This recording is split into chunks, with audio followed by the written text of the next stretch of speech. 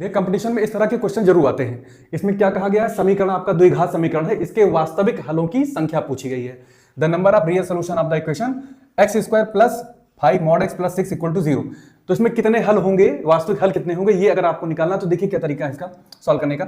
यहां पर देखिए मॉड एक्स यहां पे हमको दिख रहा है, यहां पर एक्स स्क्वायर है प्लस 5 मॉड एक्स है, निरपेक्ष मान जिसको बोलते हैं, इक्वल टू 0। तो यहां ध्यान दीजिए जो ये वैल्यू होती है ये ऑलवेज पॉजिटिव होती है, पॉजिटिव होती है। एक्स का कोई भी मान लिखेंगे हम -1 लिखेंगे तब भी ये +1 आएगा, और माइनस अगर +1 लिखेंगे तब तो आएगा ही आएगा।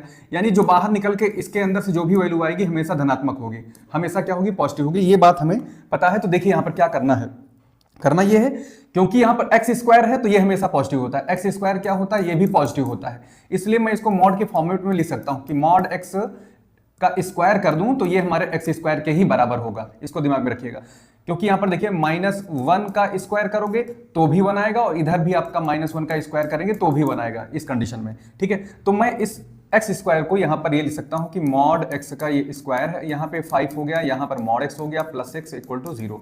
यहां से करना क्या है, लेट कर लेना है कि हमारा मॉड एक्स किसके बराबर है, y के बराबर है।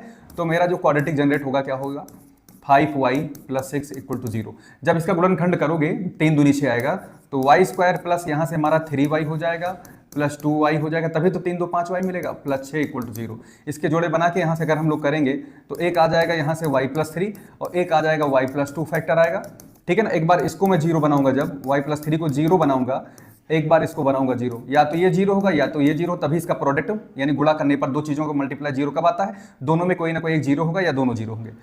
तो मैंने बना लिया यहाँ से कि हमारा ये 0 है, अगर तो यहाँ से मैं देख रहा हूँ कि y की वैल्यू क्या आ रही है, -3 आ रही है। जबकि हमने y को क्या माना था, यहाँ से देखिए y को मैंने माना था मॉड x माना था, मॉड x की वैल्यू क्या आ रही है, -3 आ रही है। ये हो ही नहीं सकता क्योंकि मॉड x के बाहर जो भी कोई वैल्यू आएगी हमेशा पॉजिटिव होगी।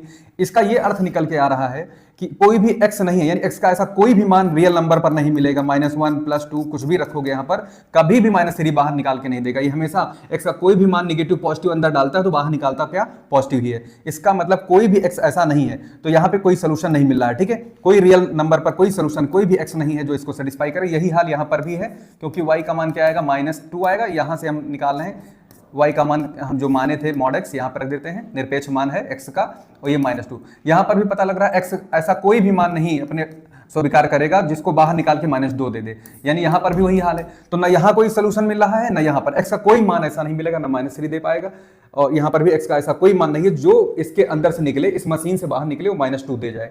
तो इसका मतलब x का कोई ऐसा मान नहीं मिल पाएगा। तो नंबर ऑफ सोल्यूशन क्या हो जाएगा, यहाँ पर 0 हो जाएगा इसका। तो यही आंसर होगा इसका।